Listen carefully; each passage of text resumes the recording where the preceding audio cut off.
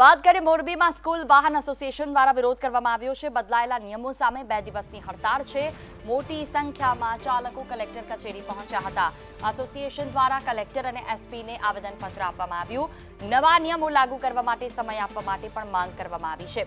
મોરબીમાં સ્કૂલ વાહન એસોસિએશન દ્વારા કલેક્ટર અને એસપીને આવેદનપત્ર આપવામાં આવ્યા।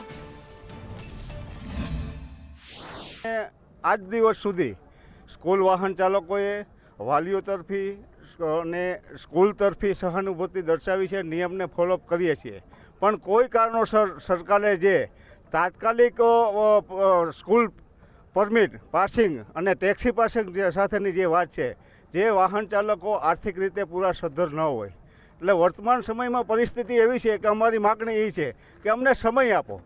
અમે સરકારશ્રીના દરેક નિયમને ફોલોઅપ કરવા માગીએ છીએ, પણ વાહન ચાલક છે એની આર્થિક મધ્યમ વર્ગમાંથી વાહન ચાલક આવતો હોય છે, સ્કૂલ વાહન ચાલક, એટલે પરિસ્થિતિ બીજી તરફથી એવું પણ બને છે કે આ કીડીને કોષનો ડામ છે, છતાં પણ અમે એ ડામને ઝીલવા તૈયાર છીએ। આજ દિવસ સુધી અમારા વાહન ચાલકોએ મોરબીમાં એક પણ પ્રકારના કોઈ એવા બનાવો નથી બન્યા। માગણી અમારી માત્ર એટલી જ છે કે અમને સમય આપો, અમે સરકારના શ્રીના નિયમને ફોલોઅપ કરવા માટે તૈયાર છીએ।